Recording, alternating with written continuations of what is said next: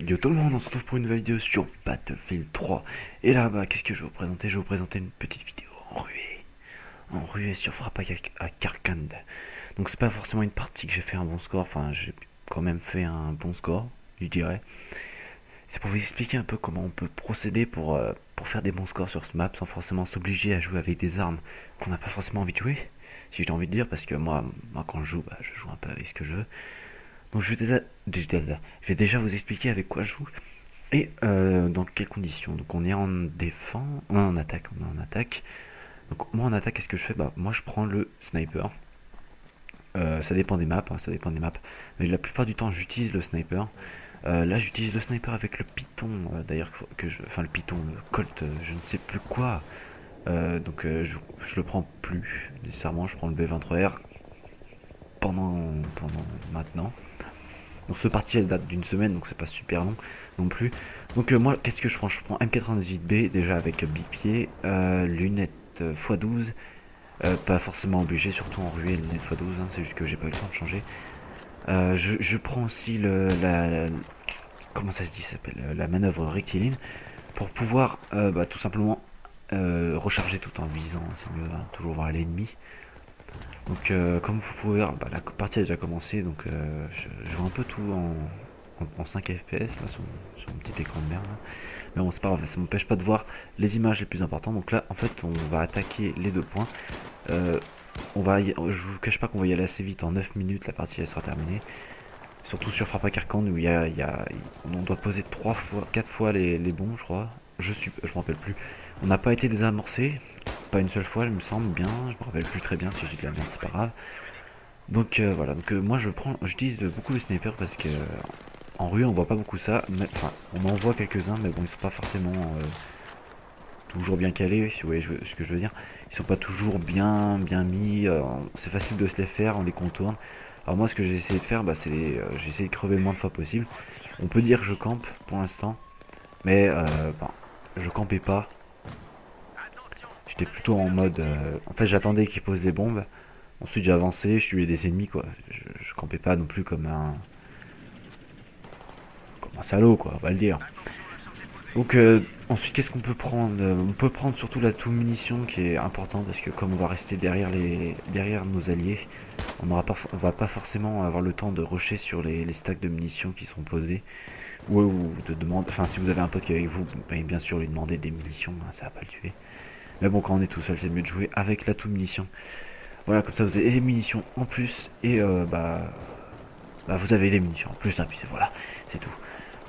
Pas nécessaire, c'est pas la peine de prendre d'atout grenade, surtout que deux grenades, voilà, c'est pas indispensable pour pouvoir jouer, mais les munitions, c'est franchement, c'est intéressant d'avoir 2 fois plus de munitions. Alors ensuite, qu'est-ce qu'on peut dire sur tout ça? Enfin, moi je prends le sniper parce que je fais cette technique là de rester derrière mes alliés pour qu'ils aillent poser les bombes. En plus ils étaient pas nuls, donc j'avais de la chance.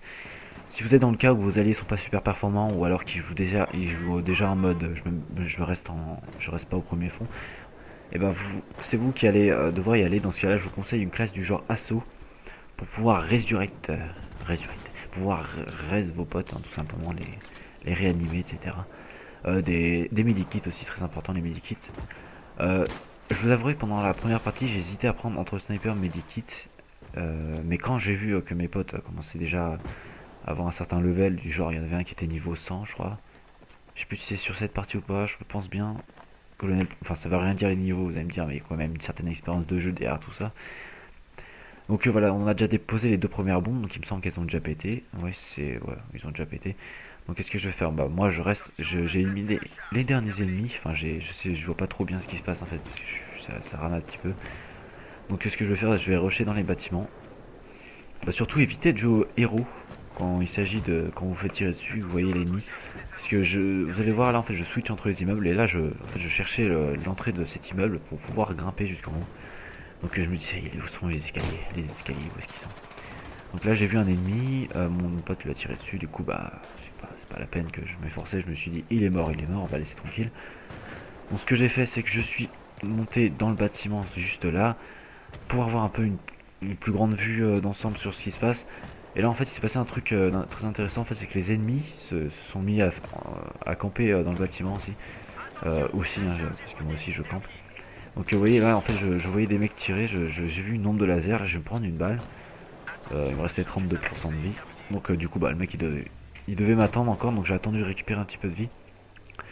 Même si j'ai pas forcément fait ça, j'ai foncé direct. Ce qu'il faut éviter de faire, c'est quand l'ennemi vous tire dessus, de rester dans la ligne et de l'aligner parce c'est un bon moyen de crever. Donc vous voyez, donc là je l'ai loupé, je suis désolé, je l'ai tué juste après. Et le tank qui vient détruire la façade de l'immeuble. Donc qu'est-ce que je vous conseille aussi comme classe, comme arme, pardon, parce que les armes en assaut, j'en ai pas parlé. Je vous conseille deux armes en assaut, la M16 A3 ou A4, comme vous voulez. Moi j'adore la M16 A4, deux coups par deux coups c'est parfait. Mais maintenant je joue un peu plus avec la M16 A3. Bon, en même temps quand vous jouez soit M16 A3, M16 A4 c'est la même chose. Le jeu il compte la M16 A4 comme une M16 A3. Du coup bah moi quand j'ai fait, c'était mon arme favorite en fait. Et dans mes stats, bah, mon arme favorite c'était M16A3 et pas M16A4. Bon, je sais pas, ça compte comme une M16A3. Quoi. Et je vous conseille ces armes là parce qu'elles sont vraiment. C'est les premières. Bon, là je me suis fait buter. Il me semble que je vais le faire réanimer. La M16A3, M16A4, enfin la M16A3, c'est l'arme de base américaine en fait. Donc, bah, justement, c'est pas l'AK-74. Si, c'est l'AK-74M qui est russe. Et du coup, la M16A4, ça vous permet d'avoir cette M16A3 en permanent, même si vous êtes russe, sauf qu'elle elle tire par rafale de deux coups, qui est quand même mieux pour la précision et bah, elle a toujours les mêmes. Mais quand vous tirez, vous avez l'habitude et que vous mitraillez votre touche tirée, bah vous voyez pas les deux coups par deux coups passer, du coup, vous avez l'impression de tirer avec une 16 à 3. Donc tout ça pour dire que tout ça pour dire que je vous conseille déjà cette arme là. Ensuite en assaut, je vous conseille la N94. La N94. Putain, économiseur d'écran, la con. Je conseille la M94 parce que c'était franchement. En fait, mes armes favorites sont passées de la M16A4. Après, j'ai migré, on va dire, sur la N94 qui est franchement magnifique. C'était la celle avec laquelle j'ai réussi à faire 100 kills. Mon premier 100 kills. Voilà, attends, juste un truc, ça c'est un truc qui m'énerve, c'est qu'il y avait 5 médecins. J'exagère, il y en avait deux trois quoi.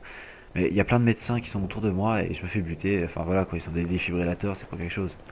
Faut pas me dire qu'ils ont tous opté pour lance-grenade et qu'ils ont pas pris de défibrillateur. C'est faux. C'est faux. Il y en a bien un qui m'a réanimé tout à l'heure. Voilà. Donc la N94, c'est la première arme avec laquelle j'ai fait mes 100 kills. Putain, il y a tout qui se la gueule sur le bureau. C'est la première arme avec laquelle j'ai fait les 100 kills. Elle est très intéressante. Surtout en ruée parce que bah voilà, vous permet d'enchaîner rapidement les ennemis. Dessus, je vous conseille un viseur Cobra VPR. Franchement, les Cobras, c'est vraiment les meilleurs parce que j'arrive mieux à viser avec qu'un point rouge tout dégueulasse au milieu de la visée. Cobra, j'arrive mieux, je sais pas pourquoi. D'ailleurs, j'arrive même pas à visualiser à quoi ça ressemble exactement. En gros, c'est des petits traits, enfin voilà. Cobra K-O-B-R-A VPR, c'est un viseur point rouge VPR, normal. Et je vous conseille aussi de prendre une poignée et c'est tout. Il n'y a rien d'autre à mettre en plus. Enfin, moi, peut-être bien. Enfin, je sais pas si on peut mettre 3 accessoires, je m'en rappelle plus. Voilà, pire, c'est pas grave. Ensuite, je vous conseille aussi une arme, mais qui est pas forcément bien enruée, mais qui, ça dépend comment vous l'utilisez. C'est la M416 ou la M416, qui est aussi devenue mon arme favorite. Donc j'ai réussi à faire plus de 1200 kills avec en 5 jours. Donc c'est quand même un peu beaucoup, je dirais. Enfin, en 5 jours, j'ai pas joué non-stop non plus, mais voilà. Je faisais que des parties, sur Tour Ziba, sur Tour Ziba, c'est très impressionnant ce qu'on peut faire avec une M416. C'est aussi une des premières armes que vous débloquez quand vous êtes américain. Ça doit être la deuxième arme de type assaut que vous débloquez après la M16A3. Et j'avais déjà utilisé quand j'étais rang 2, mais pas forcément plus. Mais maintenant que je sais un peu mieux gérer le jeu, enfin j'ai le droit de dire ça quand même, que j'ai un peu mieux géré le jeu, j'arrive mieux à la gérer en fait. Hein. Ils sont difficiles à utiliser quand vous êtes bas level, parce qu'il faut un peu apprendre tous les trucs de base du jeu, quoi, j'ai envie de dire. Et bah voilà, voilà, donc putain, encore d'économiseur d'écran à la con, tu veux arrêter de faire ça? Putain, j'ai un vieil écran noir, là, je vois pas ce qui se passe. Faut que je me dépêche parce qu'on va bientôt passer à la seconde partie du gameplay. Pour vous dire aussi que j'ai testé la bêta de. Oh bah tiens, c'est déjà fini. Bon, j'avais pas vu moi que c'est passé si vite. En fait, j'ai testé la bêta de Battlefield 4. Euh, voilà, donc là je commence avec le sniper. J'ai testé la bêta Battlefield 4 avec Daddy Green, d'ailleurs on a fait une vidéo et je sais pas pourquoi elle est toujours pas uploadée. Pas sur ma chaîne mais sur la sienne, le lien dans la description, en bas. Voilà, en bas, c'est bien, tu check, tu t'abonnes, tu likes, tu partages et aussi tu me fais de la pub. Et tu me fais de la pub surtout, tu vas me regarder dans les yeux et tu vas me faire de la pub. Voilà, donc on a testé la bêta de Battlefield 4, mais bien sûr c'est une bêta, il y a beaucoup de bugs à corriger, d'erreurs, etc., des bugs graphiques, etc. Des trucs comme ça, c'est normal, j'avais déjà testé la bêta de Battlefield 3, et bah, ça m'était déjà arrivé. J'avais testé sur PS3, mais je l'ai eu le dernier jour avant que ça se termine, du coup j'ai fait qu'une partie. Mais c'est pas grave, la bêta de Battlefield 4 on l'a testé, on a fait deux parties, la première était pas mal, la deuxième un peu moins bien, parce qu'on a testé les deux modes en fait, il y a conquête, donc conquête c'est toujours la même chose, et domination, avec une seule map, donc la map on l'a fait au moins 50 fois cette map, il y en a qui vont quand le jeu va sortir, ils ne vont plus jamais la jouer tellement que ça leur a saoulé pendant la bêta, c'est pareil pour Opération Métro sur la bêta de BF3. Donc la map c'est le siège de Shanghai, avec la tour qui s'effondre au milieu, franchement c'est putain d'impressionnant. J'ai l'impression que le jeu est de meilleure qualité que BF3, c'est toujours du 720p, mais c'est de... Enfin, il me semble, ouais. Oui, c'est toujours du 720p, mais c'est de meilleure qualité. En fait, sur BF3, on a l'impression qu'il y a des petits contrastes dans les pixels. On voit bien que c'est pas du 1080p, c'est pas fluide à 100%. Battlefield 4 avec Frostbite 3 ou Frostbite 4, non Frostbite 3, je vais pas dire la merde. Frostbite 3, ils ont vraiment bien géré au niveau des images par seconde. Il y en a un peu plus. Enfin, c'est l'impression que ça me donne. Il y a un peu plus d'images par seconde. Et la qualité est mieux gérée, même si c'est toujours du 720p, c'est un peu mieux foutu enfin c'est mieux foutu, je vais dire, que sur Battlefield 3. Mais bon, le Battlefield 3 est toujours un si bon jeu, on peut y jouer d'ailleurs, hein, franchement. Battlefield 3 c'est un des jeux que j'ai joué le plus après Call of Duty. C'est le seul Battlefield, enfin j'en ai que deux de Battlefield, j'ai Battlefield Bad Company 2, celui-là je l'ai pas autant torché que celui-là. Putain d'économiseur d'écran, je l'ai pas encore autant torché que celui-là. Mais j'ai comment dire, j'ai bien torché Battlefield 3 comparé à Call of Duty. En fait, je vais avoir plus de temps de jeu sur Battlefield 3 que sur tous les Call of. Je crois que j'ai 10 jours, 7, 8, 9, 10, entre 8 et 10 jours de jeu sur Battlefield 3. En gros, c'est comme si je passais 10 jours non-stop sur l'ordi, sur la PS3. Voilà. Donc, pour en revenir un peu au gameplay, comment dire, en fait, là, je suis passé de deux classes. En fait, je suis passé de celle-là, comment dire, pas de celle-là, de la classe là au sniper, parce que en fait je me suis dit peut-être bien qu'on pourrait faire ça pour la défense. Et en fait je me suis dit non, ça sert à rien, on va y aller, je me suis fait défoncer en plus, donc je me suis dit on va y aller au fusil d'assaut. Ça sert à rien non plus parce que la plupart de mes alliés étaient en médic, donc je me suis dit autant se mettre en ingénieur. En ingénieur, c'est beaucoup plus intéressant en ingénieur. En plus j'avais la MP7, et oui la MP7, la grande arme cheatée du jeu. On se croirait sur MW3 franchement. Elle tue vraiment très vite. Bon, c'est une mitraillette, faut pas l'oublier. Elle a vraiment un énorme chargeur. Donc, je sais pas si j'ai chargeur mais grande capacité. En tout cas, tout ce que je peux voir, c'est que j'ai le viseur Cobra. Donc en même temps, quand je regarderai dans le viseur, je pourrais voir un peu à quoi ça ressemble. Ensuite, bah, en fait, si vous avez vu, je pose des mines en fait parce qu'il y avait un tank qui campait et qui spammait l'endroit où je suis là, exactement l'endroit où je suis, il spammait avec les obus. Du coup bah il fallait bien qu'on s'en débarrasse, c'est comme je pouvais pas aller dans la zone ennemie, sinon bah voilà, retournez vite dans la zone de combat, sinon on vous extermine avec le sniper qui vous tue même si vous êtes en avion, et même si vous êtes en parachute qui vous met une balle à plus de 25 000 km. Oui c'est beaucoup, ça fait 25 millions de mètres, c'est vraiment énorme. Voilà, c'est tout ça pour dire que le mec campé là-bas avec son tank, c'est pas vraiment fair play, surtout qu'il il spammait la bombe avec, mais bon ça servait à rien parce qu'ils ont quand même perdu. Ils ont pas perdu sur la première bombe, enfin je pense pas. Je crois qu'ils ont perdu sur la deuxième. Je m'en rappelle même plus, vous voyez. En fait, ce que je faisais, c'est que je switchais entre la bombe et ici. Et là, vous allez voir ce que je vais faire, c'est que je vais switcher entre ce bâtiment-là et l'autre. Enfin, entre celui-là et les. Enfin, entre les mines, quoi. Je vais switcher entre mes mines. Les mines, je les ai posées comme ça. Si le tank se ramenait pour respammer, pour se ramener, tirer dans le machin qui pose la bombe, bah, il pèterait instantanément. Ce qui serait beaucoup plus facile pour notre équipe de remporter la victoire. Donc là, en fait, la partie elle va super vite. Hein. Putain, ça d'écran. La partie elle va super vite, j'ai pas remarqué. Elle va assez vite. C'est tout ce que j'allais dire. En fait, on arrive bien à éliminer tous les ennemis qui se ramènent, malgré que. Je crois qu'ils ont déjà fait PTA, déjà, c'est pas mal. voyez là c'est ça, voilà, il spam il spam la bombe quoi avec des obus. Ouais, heureusement qu'il est pas en hardcore le mec. Voilà. Aussi une astuce, il y en a qui se demandent pourquoi on peut pas aller jouer en hardcore sur PS3. Enfin, si le mode hardcore existe sur BF3, en fait, c'est tout simplement qu'il faut aller dans la recherche de serveur. Faut pas aller dans chercher une partie, etc. Normalement, vous avez cherché une partie, classement, et là, vous avez loué un serveur ou je sais pas quoi. Et en dessous encore, enfin peut-être au-dessus, je sais plus, il y a un truc, c'est chercher un serveur. Il y a des catégories, hein, oui, des catégories de serveurs. Donc vous cherchez hardcore, ensuite vous cherchez la map que vous voulez, j'en ai rien à foutre. Donc vous faites ce que vous voulez. Voilà, le temps que c'est pris mes obus, du coup il va exploser. J'ai tué personne dedans, mais c'est pas grave, c'est pas grave. Voilà. On va s'en remettre. De toute façon, le but c'est pas de tuer les ennemis, c'est de les ralentir. Même si c'est pour ça que je joue, je veux tuer du monde. Hein. J'adore humilier les gens. Donc, en fait, dans ce serveur, ils ont une politique un peu, enfin une politique, on va dire ça. Oui. Ils ont un système un peu rageux en fait. C'est dans ce serveur quand j'ai rejoint, quand il y avait au début, si vous avez bien regardé la pancarte, c'était interdit au couteau. Enfin voilà quoi, c'est un truc que je comprends pas, c'est interdit au couteau. Enfin je sais pas, autant jouer à Call of et interdire les armes quoi, ou à Battlefield et interdire les armes. Jouer en domination et interdire de capturer les drapeaux, c'est la même chose. Je suis désolé, le cut c'est un truc de, franchement, enfin d'ailleurs dans Battlefield 4 aussi ils ont amélioré le cut. Je vais switcher sur Battlefield 4 juste après. Le cut en fait, c'est vraiment une animation vraiment putain de stylée et franchement s'il y a des mecs qui commencent à rager parce qu'ils se prennent des coups de cut, ça sert plus à rien de jouer à Battlefield dans ce cas-là, parce que le cut c'est quand même un truc qu'il y a dans tous les jeux de guerre, et plus particulièrement Call of et Battlefield. On parle plus du cut de Call of parce qu'il est abusé, et celui de Battlefield parce qu'il est vraiment magnifique. D'ailleurs là il me reste encore une mine sur le terrain, du coup j'irai en poser une juste après. Je suis pas en live, hein, juste pour vous dire.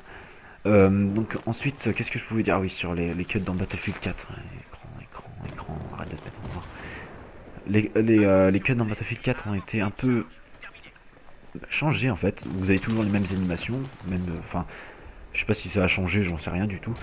Mais il y a un truc qui a été ajouté, c'est le contre-cut en fait.